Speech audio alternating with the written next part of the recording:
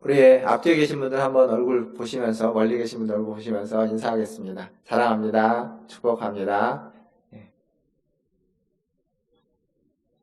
마스크 쓰고 계신 모습이 아주 오랫동안 봐와서 굉장히 익숙합니다만 또 어떤 면에서는 이렇게 입을 가려서 좀 답답한 면도 있습니다. 코로나 때문에 지난 주간에 이제 교회 정규예배 외에 다른 소모임들 이런 것들을 금지하는 이런 행정명령이 있었죠. 그 덕분에 이제 교회 여름 사역하면 수련회가 있는데 수련회가 좀 난감한 상황이 됐습니다. 이걸 해야 되나 말아야 되나, 진행을 계속 해야 되는가 아니면 지금 멈춰야 되는가. 어느 정도 한 2주 정도 지나면 또 이 명령이 해제될 수 있거든요. 그때는 또 할 수 있는 건데 지금 준비를 안 하면 또 그때 못할 수도 있어서 굉장히 좀 난감한 상황입니다. 우리 주일학교를 위해서 좀 기도해 주시고 지혜롭게 이 시기들을 잘 보낼 수 있도록 기도해 주시기 바라겠습니다. 주일학교를 다니신 분은 아실 텐데 주일학교에는 많은 성경 이야기들을 듣고 배우죠. 그 중에 유명한 성경 이야기들이 몇 가지 있죠. 다윗과 골리앗 이야기. 주일학교에서 아주 많이 듣는 이야기 중에 하나일 겁니다. 또 나아만 장군이 요단강에서 병을 낳은 이야기, 이런 것도 많이 듣겠죠. 노아의 홍수 이야기, 그리고 예수님의 탄생과 성탄과 그리고 십자가의 죽으심과 부활 이야기 또한 주일학교에서 많이 듣는 이야기일 겁니다. 그리고 또 하나가 있다면 오늘 우리가 이제 읽게 되는 요나서에 나오는, 요나가 바다에 빠졌는데 물고기 뱃속에 들어갔다가 사흘 만에 다시 물 끝으로 나온 이야기. 아주 많이 들을 수 있는 이야기입니다. 그래서 이 요나서 이야기는, 사실 요나서는 선지서인데 다른 선지서들하고는 굉장히 다르게 굉장히 친근감 있는 선지서입니다. 내용도 흥미진진합니다. 선지서는 기본적으로 선지자의 메시지가 주된 이야기인데 요나서에는 선지자의 메시지가 거의 없습니다. 요나가 했던 메시지는 사흘이 지나면 하나님의 심판이 너에게 임할 것이다 라고 하는 아주 짧은 말 한마디 외에는, 짧은 사장이지만 그 짧은 사장 안에도 메시지가 없습니다. 그냥 요나라는 선지자가 어떻게 좌충우돌을 했는지, 이리 갔다 저리 갔다 하는 모습이 나오지 메시지는 별로 나오지 않습니다. 덕분에 선지서인데 굉장히 익숙하고 친숙하고 또 재미있고 흥미진진한 선지서, 그게 요나서입니다. 뿐만 아니라 이 요나의 기적이라고 하는, 이것은 요나의 표적이라고 하는 것은 예수님이 복음서에서 내가 너에게 보일 것은 요나의 표적밖에 없다 라고 하면서 물고기 뱃속에 들어갔다가 나온 이 것이 예수님도 언급할 정도로 아주 중요한 사건으로 우리에게 인식되고 있습니다. 그런데 우리가 익숙하게 알고 있는 것들, 익숙하게 이건 이렇다라고 생각하고 있는 것들 중에 사실은 우리가 제대로 모르는 것들이 종종 있습니다. 그 중에 이제 저희가 교회 안에 있으니까 하나 뭐냐면 교회 직분이라는 게 있죠. 교회 직분, 장로의 직분, 안수집사, 권사의 직분들이 있습니다. 이 직분이 모든 교회에 다 있는 직분이 아닙니다. 우리가 모든 교회에 다 장로가 있고 안수집사가 있고 권사가 있을 거라고 생각하지만 사실은 그렇지 않습니다. 엄격하게 말하면 장로교회만 장로가 있습니다. 성결교나 감리교나 침례교회는 장로가 엄격하게 원래적으로는 없습니다. 근데 한국교회는 다 있습니다. 우리나라 교회는 감리교도 장로가 있고요, 침례교도 장로가 있습니다. 외국에 가보면 감리교, 침례교회는 장로가 없습니다. 그게 원래 그들에 맞습니다. 왜 있게 됐냐면 일제시대부터 시작되는 건데, 일제시대에 일본이 교회를 이렇게 탄압하면서 통폐합시키면서 교단이 섞여져 버린 경우들이 있습니다. 그러면서 장로 직분을 받은 분들이 교단이 섞이면서 생겨났고, 또 해방 후에는 교회가 이제 성장해 가는 과정 속에서 성도들이 교회를 이동하기 시작합니다. 한 교회만 있는 것이 아니라 이 교회에서 지역을 이동을 하기 때문에 다른 교회로 가기도 하고, 또 한 군데에서도 여러 가지 이유로 말미암아서 교회를 이동할 때 원래 받은 직분이라는 게 있어서 이 직분이 다른 교단으로 가는데도 섞이는 겁니다. 뿐만 아니라 장로라는 직분을 교회에서 굉장히 높은 직분으로 인식을 해서 감리교회는 원래 권사 직분이 가장 최고였고 높은 거고, 장로라는 직분은 목사를 칭합니다, 감리교에서는. 근데 장로교에서 장로가 있는데 이쪽에는 없으니까 장로라는 직분을 만들었습니다. 침례교는 장로라는 직분을 가지고 침례교로 오신 분들이 있어서 그분들을 집사라는 직분밖에 없었는데, 침례교는 어떻게 부르기가 애매하니까 호칭 장로라고 해가지고 장로로 불려주고 장로라는 직분을 만들었습니다. 그래서 지금 한국교회에는 다 있습니다. 다 있다고 보면 됩니다. 근데 그 안에는, 이 직분이라고 불려지는 그 안에는 우리가 익숙해서 그냥 다 있기 때문에 그렇다고 하지만, 그 안에는 굉장히 아픈 일도 슬픈 일도 함께 담겨져 있는 이야기인 겁니다. 익숙해서 그냥 넘어가는 거지만 사실은 그 직분이 그렇게 불려지게 된 스토리를 좀 보면 한국교회의 슬픈 역사들이 고스란히 거기에 녹아져 있습니다.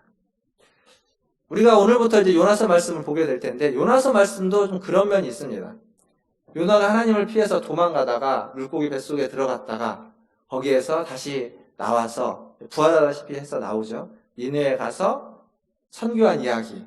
또 우리가 요나의 이야기를 생각할 수 있지만, 이렇게 요나의 이야기를 보는 건 굉장히 요나서를 추상적이고 좀 단면적으로 보는 겁니다.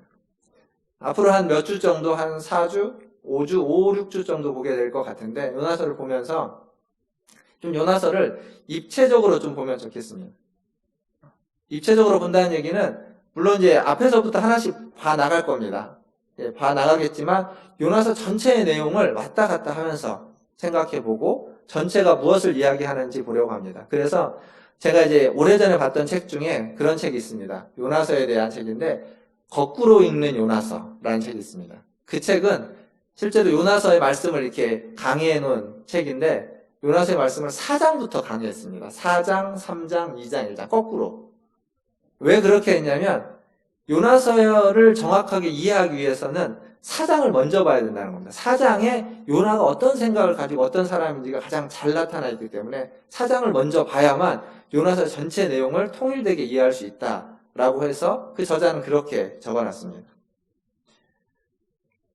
제가 이제 여러분들에게 아마 부탁드리고 싶은 건, 이 요나서 말씀을 저희가 보는 동안 4장이라는 짧은 성경이기도 하지만 이 4장을 매주 한 번씩 좀 읽고 오시면 좋을 것 같습니다. 토요일 날 저녁이라도 잠깐 읽고 오시고, 그리고 여러분들에게 이제 아마 말씀 묵상 그 카톡으로 보내드리는 카톡이나 교회 홈페이지에 그 말씀 묵상 게시판에 가시면 바이블 프로젝트라고 하는 프로젝트에서 그 요나서에 대한 개론적인 영상이 하나 있습니다. 한 15분 정도 되는 영상인데요.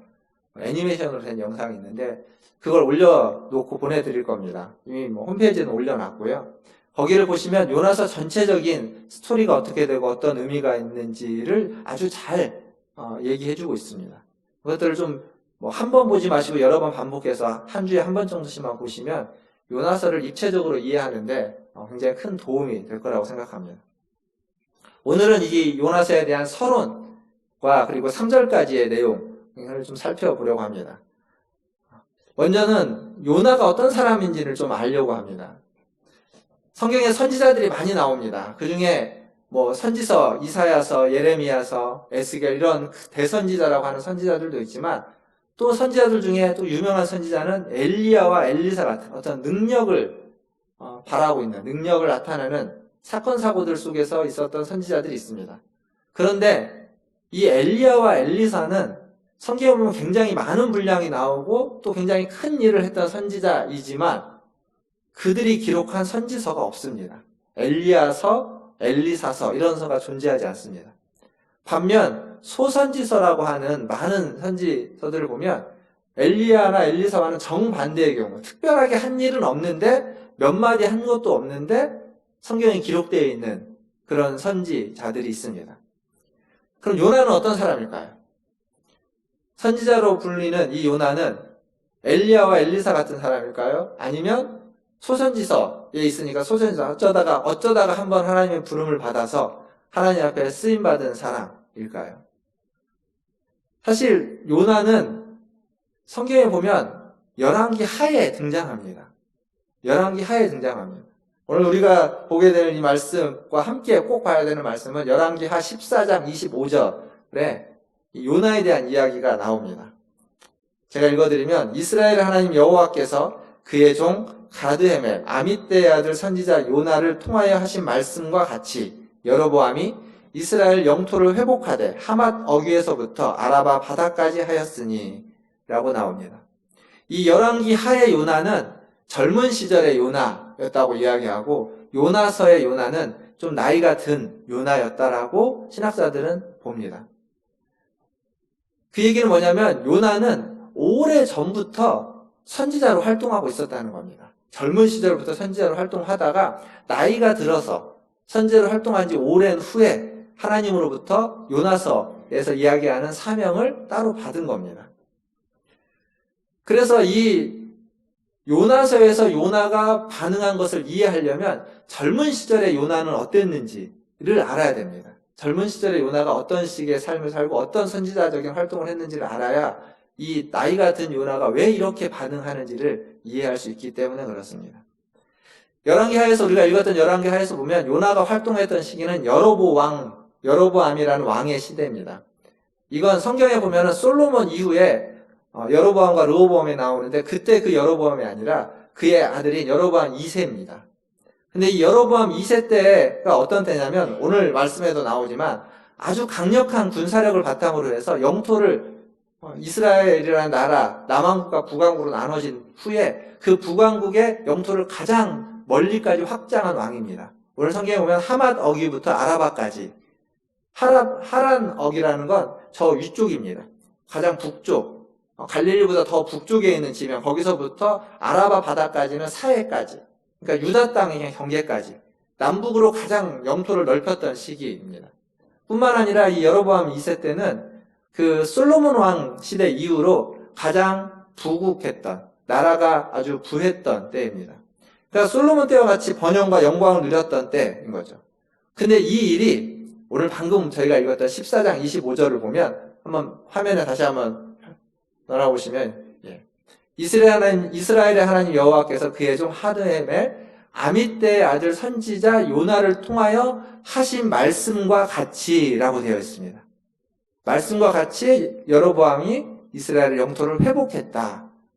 그러니까 이스라엘이 여로보암의 시대에 영토를 회복한 건 누구의 선지자 누가 하신 말씀처럼 된 거냐면 요나 선지자의 말씀입니다. 그러니까 요나가 예언했던 대로 된 겁니다. 그러니까 그 시대의 요나는 무엇을 예언했냐면 이스라엘이 영토를 확장할 것이다. 이스라엘이 강해질 것이다. 이스라엘이 번영할 것이다. 이스라엘이 하나님으로부터 축복을 받은 그러한 나라가 될 것이다 라고 예언했고 그 예언대로 되었다라고 지금 열왕기 하는 이야기하고 있습니다. 즉 젊은 시절의 요나는 어떤 선지자였냐면 번영과 축복을 성공을 이야기하는 선지자였습니다. 번영의 선지자, 축복의 선지자, 긍정의 선지자라고 얘기할 수 있습니다. 이스라엘 사람들에게 소망을 주는 거죠. 희망을 주는 겁니다. 어렵고 힘든 시기를 살고 있는 그들에게 희망과 소망을 줬고 그 희망과 소망대로 나라가 강해졌다라는 걸 지금 보여주고 있습니다. 인기 있는 선지자일까요? 인기 없는 선지자일까요? 인기 있는 선지자였을 겁니다. 사람들이 가장 좋아하는 선지자, 사람들에게 많은 추앙을 받고 있는 선지자였을 겁니다. 근데 그 당대에 요나 선지자만 있었냐? 그러진 않습니다. 그 같은 시대에 우리가 잘 알고 있는 또 유명한 선지자가 2명 있었습니다. 대표적으로. 누구냐면 호세아와 아모스 선지자입니다. 호세아와 아모스 선지자는 이 요나와는 정반대의 이야기를 합니다. 호세아와 아모스 선지자는 대표적인 선지자들 중에 회개와 심판을 이야기했던 대표적인 선지자들입니다. 왜 그러냐면 이들은 이스라엘이 타락했다는 겁니다. 이스라엘이 타락해서 하나님 앞에 범죄했기 때문에 하나님 앞에 회개하지 않으면 심판이 임할 것이다 라는 것을 예언했던 선지자가 호세아와 아모스입니다. 그러니까 요나 선지자와 요나와 호세아와 아모스는 정반대의 이야기를 동시대에 같이 하고 있었던 거죠. 요나는 인기가 있었겠지만 호세아와 아모스는 그렇게 인기가 없었을 겁니다. 사람들이 그걸 좋아할 리 없으니까. 근데 그 당대는 여로보암 2세라고 했습니다. 여로보암 2세. 여로보암 왕. 그럼 이 왕은 어떤 왕이냐? 성경에 보면 그는 악한 왕으로 나옵니다. 악한 왕. 하나님을 따르지 않고 자기의 뜻대로 하고 있는 악한 왕입니다. 왕이 악할 때 그 나라는 성경은 지속적으로 뭐라고 하냐면 부패했고 하나님을 떠났다라고 이야기합니다. 그렇다면 누구의 예언이 더 하나님의 뜻에 맞을까요? 요나보다는 호세와 아모스였을 겁니다. 그러니까 그때 성공과 번영을 이야기했던 요나. 좀 뭔가 요나의 예언이 뭔가 우리가 보면 이렇게 석연치 않은 면이 있습니다. 그런데 또 하나 우리가 주목해야 될 건 뭐냐면 그 시대에 이스라엘이 성공하고 번영하고 강대국이 되려면 이 아수르라는 나라, 북쪽에 있는 이 아수르라는 나라가 이제 좀 약해져야 됩니다. 그게 아주 강한 나라였는데 그 나라가 약해지지 않으면 이집트라고 하는 애굽이라고 하는 강대국과 아수르라고 하는 강대국 사이에 끼어있는 약소국인 이스라엘은 이쪽이 다 강해지면 여기는 약해질 수밖에 없습니다. 그러니까 아수르가 약해질 때 북쪽으로 확장할 수 있는 여지가 있는 거죠. 그러니까 아수르가 약해지는 것이 어쩌면 그들에게는 그 나라에는 축복이었던 겁니다. 강대국이 흔들려야 그 사이에서 약소국이 좀 기지개를 펴고 영토를 확장하고 힘을 얻기 때문에 이게 이제 국제정치입니다. 옛날에만 그런 것이 아니라 지금도 마찬가지죠. 여튼 이스라엘은 그렇게 해서 확장했습니다. 강해졌습니다. 그 얘기는 아수르가 약해진 거죠. 아수르 안에 내전이 있었고 그리고 전국적으로 연병이라고 하는 전염병이 돌았다는 기록이 있는데 아마 그 시대였을 거라고 학자들은 이야기합니다. 그렇게 약해졌기 때문에 이스라엘이 확장을 했습니다. 그리고 더 확장하기 위해서는 아수르가 더 흔들려야만 하는 겁니다. 사실 아수르가 흔들리고 아수르 제국이 망하는 건 모두에게 좋은 일이었습니다. 왜냐하면 아수르 제국은 역사에 보면 아시리아라고 하는 이 아수르는 고대 사회에서 고대 역사에서 나라들 중에 가장 악한 나라로 나옵니다. 가장 무자비한 나라. 전쟁을 하면 그 패전국에 있는 사람들을 아주 무자비하게 죽였던 나라로 역사적으로 기록되어져 있습니다. 그러니까 적들을 고문하고 절단하고 죽이는 것은 다반사고 그것을 이제 돌에다가 새기기도 하고 아주 리얼하게 새겨놓고 그것뿐만 아니라 전쟁의 포로인 사람들 혹은 이제 승전국이 돼서 이긴 다음에 그 도시에 들어가면 희생자들 있지 않습니까? 죽은 사람들의 가족들로 하여금 그 자기의 가족의 죽은 그 시체의 목을 이렇게 들고 거리를 돌게 합니다. 아주 무자비한 겁니다. 끔찍한 일들을 자행했던 나라입니다. 이 아수르는 이스라엘에게 언제나 위협적이었습니다. 그런 아수르가 망하는 것은 모두에게 좋은 일이었겠죠. 그 아수르의 수도가 니느웨입니다. 니느웨. 지금 요나에게 가서 외치라고 했던 니느웨 성이 그러한 아수르의 수도입니다. 이런 니느웨 성에 적합한 메시지는 뭘까요? 생각해 보십시오. 심판의 메시지겠죠. 경고는 사실 필요 없습니다. 어떤 의미에서 경고라는 것은 심판하기 전에 너 이렇게 안 하면 이렇게 될 거야 라고 하면서 심판을 하지 않기 위한 메시지가 경고입니다. 돌이키라는 메시지가 경고죠. 근데 이 니느웨 성과 같은 데는 경고가 필요 없이 그냥 무자비하게 심판해버리면 되는 거였습니다. 근데 요나에게 하나님이 뭐라고 말하냐면 가서 외치라고 하는 겁니다. 가서 외치라. 이건 경고입니다. 경고. 요나가 선지자입니다. 비록 그가 하나님의 뜻과는 좀 다른 뉘앙스의 어떤 예언을 했던 선지자를 할지라도 그는 선지자입니다. 그 얘기는 뭐냐면 지금 이 경고가 무슨 이야기인지를 아는 겁니다. 즉 무슨 말이냐면 심판을 면할 가능성이 전혀 없다면 경고는 필요 없습니다. 경고를 한다는 건 심판을 면할 가능성의 문을 알려주는 겁니다. 저 문을 열면 너는 이 심판으로부터 나갈 수 있다고. 경고는 그런 겁니다. 요나는 아는 거죠. 자기가 하나님이 주신 이 경고가 니느웨가 심판을 면할 길을 제시해 준다는 것을. 그러니까 요나는 안 간 겁니다. 안 하는 겁니다. 왜냐하면 절대 저들은 심판을 면해서는 안 되는 자들이기 때문에 그런 거죠. 그들이 망해야, 그들이 심판을 받아야 이스라엘이 더 번영하고 더 부흥하는 겁니다.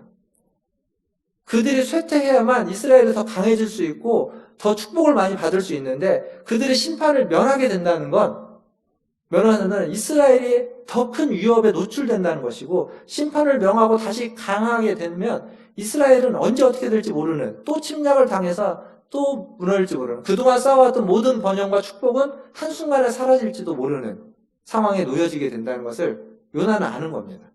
그래서 요나는 이스라엘을 위해서 하나님이 주신 축복이라고 하는 것을 위해서 니느웨를 가지 않고 다시스로 도망쳐 가는 겁니다. 그게 요나에게 있어서는 나라를 위한 애국이었고 민족의 부흥을 위한 이유 있는 하나님 앞에서의 반항입니다. 분명한 이유가 있습니다.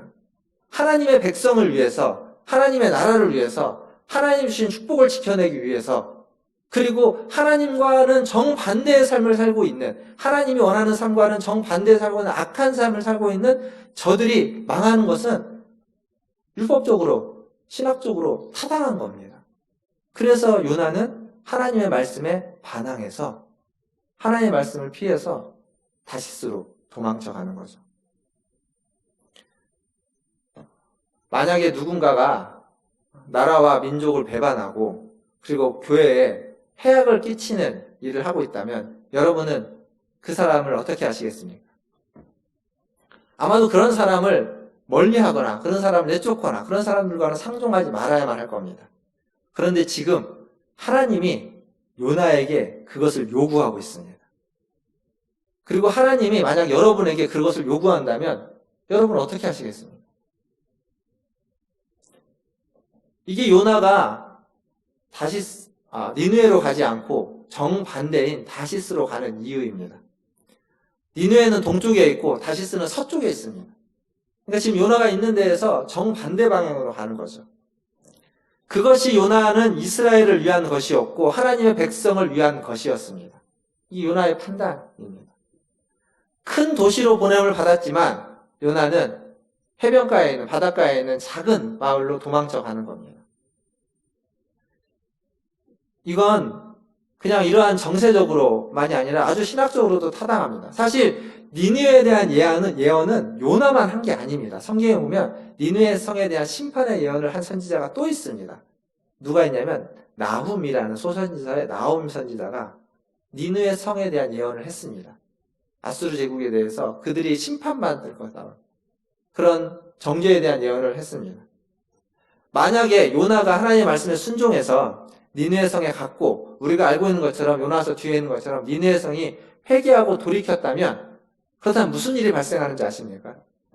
나훔 선지자의 예언은 거짓이 되는 겁니다. 나훔이 거짓 선지자가 되는 겁니다. 그러니까 이게 딜레마입니다. 요나가 보기에 지금 나훔이라는 선지자가 거짓 선지자가 될 수 있는 이 아이러니의 상황을 수용할 수 없는 겁니다. 하나님이 회개의 문을 가르쳐주고 그들이 혹시라도 그들은 하나님을 믿지 않기 때문에 그럴 일은 없을 거라고 생각은 하지만 그래도 혹시라도 그럴지도 모르기 때문에 아예 그것을 원천봉쇄하는 겁니다. 아예 가지 않는 거죠. 사실 이렇게 하나의 일인데 그 안에 우리가 이해할 수 없는 어떤 의미나 뜻이 있는 경우는 우리가 일상을 살아가면서 여러 번 나옵니다. 건강검진을 받았는데 아주 건강했던 사람이 건강검진을 받았는데 갑자기 이해할 수 없는 큰 병이 그걸 통해서 발견되는 경우, 혹은 건강검진 때는 아무런 문제가 없었는데 갑자기 얼마 지나지 않았는데 좀 몸이 안 좋아서 병원에 가니까 예상치도 못했던 엄청난 충격적인 이야기를 듣는 경우, 이해할 수 없는 일들이죠. 결혼할 때는 완벽할 것만 같았던 결혼 생활이 어느덧 살다 보니까 나도 모르는 사이에 깨어져 가지고 더 이상 복구할 수 없는, 왜 그랬는지 둘 다 이해할 수 없는, 주변에서도 이해할 수 없는 일들, 그런 일들이 있습니다. 모두에게 믿음을 주었던 사람이 어떤 특정 사람들에게는 상처를 준 그러한 충격적인 일들도 있습니다. 아마 그러한 일들을 여러분이 혹은 여러분의 가족이, 여러분의 가까운 사람이 경험하고 있다면 그런 질문이 들 겁니다. 하나님 정말 살아계실까? 하나님 계신다면 어떻게 이런 일이 있을 수 있을까? 이해가 안 되거든요. 우리가 이해할 수 없는 겁니다. 혼란스럽습니다. 그런 상황에 직면하면 우리는 무엇인가 결정을 하게 됩니다. 뭘 결정하게 되냐면 무엇이 최선이고 어떤 식으로 가야 될지를 결정을 하게 되는데 이렇게밖에 결정할 수가 없습니다. 합당한 이유가 눈에 보이지 않으면 그 이유가 없다고 생각하고 결정하는 겁니다. 즉 다른 말로 바꾸면 하나님이 안 계시다라고 결정할 수밖에 없는, 선택할 수밖에 없는 상황에 직면하게 되는 겁니다. 하나님의 선하심이 보여지지 않습니다. 하나님이 함께 하신다고 느껴지지 않습니다. 보여지고 느껴지지 않으면 하나님이 없다고, 하나님이 계시더라도 우리를 사랑하지 않거나 선하지 않다고, 나와는 상관없는 분이다 라고 마음속으로 결정할 수밖에 없습니다. 물론 그럼에도 교회를 떠나진 않을 겁니다. 왜냐하면 혹시나 하는 마음과 어떤 보험을 가입하는 마음으로 여전히 교회 안에 있겠지만 마음속 안에는 하나님에 대한 신뢰라는 게 아주 옅어지거나 무너져 버리게 되겠죠. 하나님을 신뢰하지 못하는 사람, 하나님을 믿지 못하는 사람이 선택할 수 있는 건 딱 두 가지입니다. 하나는 하나님이 아닌 하나님이 얘기하시는 어떤 법에 따라서 살아가는 겁니다. 하나님을 따라가지 않고 법이라고 하는 눈에 보이고 확실한 규범을 따라서 살아가는 겁니다. 아니면 하나님도 법도 다 싫고 하나님을 떠나서 살아가는 겁니다. 이 두 가지 선택을 가장 잘 보여주는 성경의 이야기가 있습니다. 그건 누가복음 15장에 나오는 우리가 소위 말하는 탕자 이야기, 탕자의 비유라고 하는 얘기가 이 두 가지를 잘 보여줍니다. 탕자의 비유지만 그 비유는 엄격하게 이야기하면 아들을 기다리는 아버지의 비유다라는 훨씬 더 정확한 설명일 겁니다. 둘째 아들을 생각해 보십시오. 둘째 아들은 아버지 밑에 있는 게 싫습니다. 아버지가 가지고 있는 가치관도 싫습니다. 아버지 뜻대로 살고 싶지 않습니다. 아버지가 이야기하는 모든 것들을 다 뒤로 하고 그냥 돈만 받아서 아버지를 떠나서 아버지가 원하지 않는 땅에 원하지 않는 삶을 살아가는 겁니다. 아버지의 뜻과 선하심, 신실하심이 그에게는 느껴지지 않고 보여지지 않았고 그것을 믿을 수 없고 신뢰할 수 없었기 때문에 그런 겁니다. 첫째 아들은 그렇진 않았죠. 첫째 아들은 아버지와 함께 있으면서 떠나지 않고 아버지에게 순종했습니다.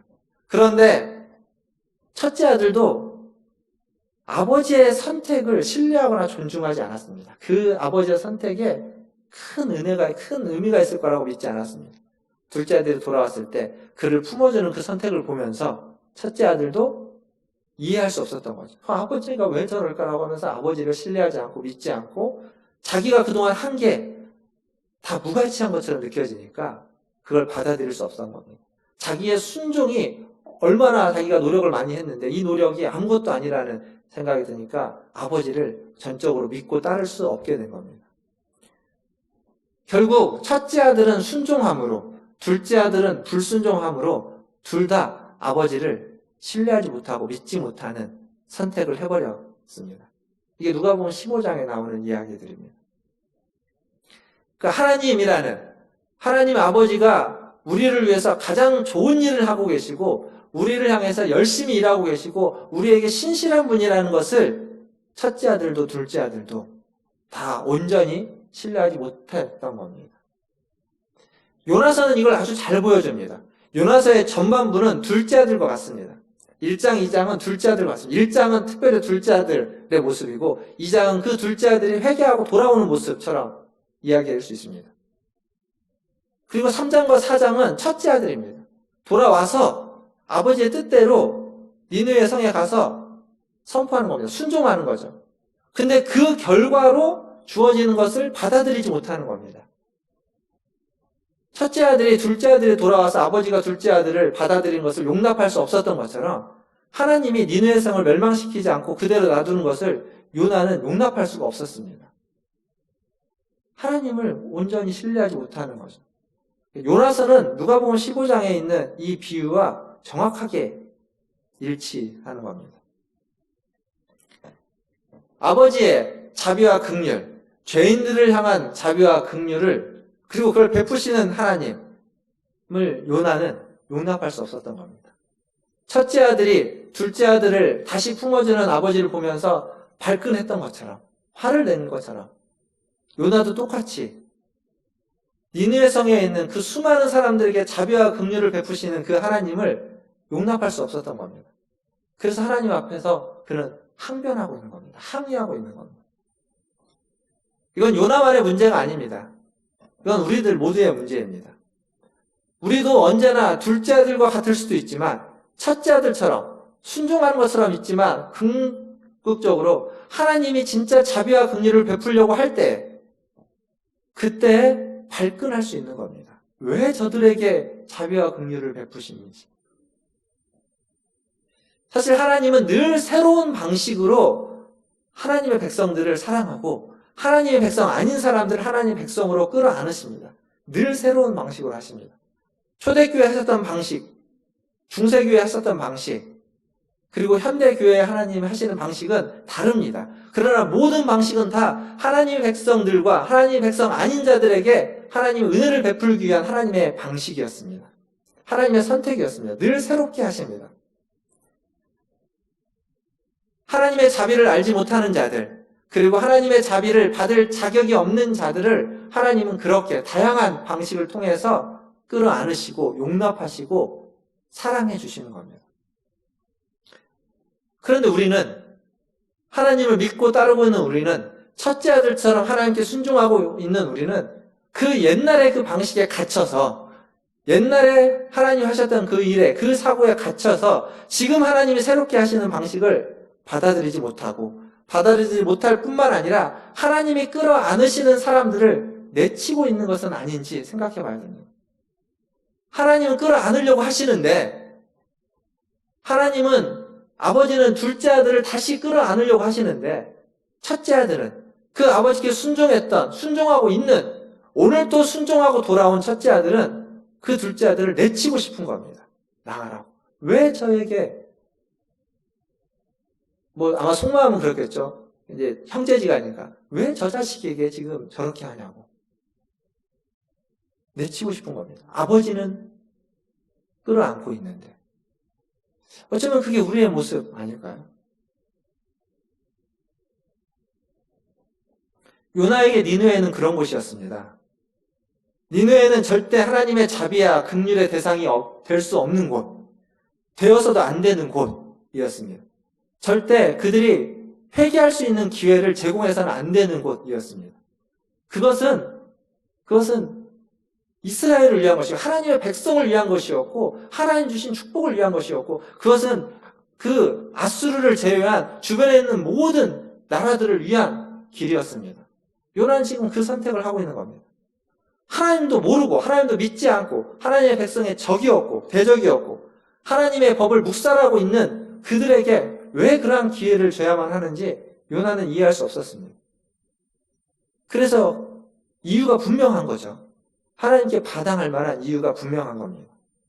그게 요나가 보기에는 하나님의 정의였고 하나님의 공의였습니다. 요나가 보기에는 그랬습니다. 니느웨를 향해서 외치라 라고 하는 그 하나님의 사명에 그가 반항한 이유입니다. 이유 있는 반항입니다. 그러나 하나님이 원하시는 것은 이유 있는 반항이 아니라 이유 없는 순종입니다. 왜 그래야만 하는지 다 이해가 안 되고 그럴 만한 이유도 없어 보이고 아니 그렇지 말아야만 하는 이유만 넘쳐나 보이지만 그럼에도 불구하고 하나님이 요구하시기에 그럼에도 불구하고 하나님이 하라고 하시기에 다 이해가 안 되지만 순종하는 것 그게 하나님이 원하시는 겁니다. 이유 있는 반항보다 이유 없는 순종을 하나님이 원하신다는 겁니다. 말씀을 읽겠습니다. 오늘 본문 3절에 보면 여러 번 반복되는 표현이 나옵니다. 다시스라는 말이 반복되기도 하지만 또 하나 2번 반복되는 표현이 여호와의 얼굴을 피하여 여호와의 낯을 피하여 얼굴을 피하여라는 말이 2번 반복됩니다. 지금 요나는 하나님 주신 사명을 내팽개치고 도망가고 있습니다.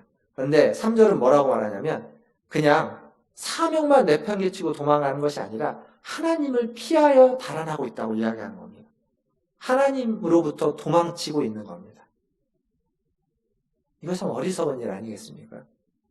사명만 거부한 것이 아니라 하나님을 거부하고 있습니다. 하나님으로부터 멀어지는 겁니다. 이스라엘을 위해서 하나님의 백성을 위해서 하나님의 법을 위해서 하나님을 내버리고 있습니다. 그건 모순입니다. 그건 아이러니입니다. 이것처럼 바보가 없습니다.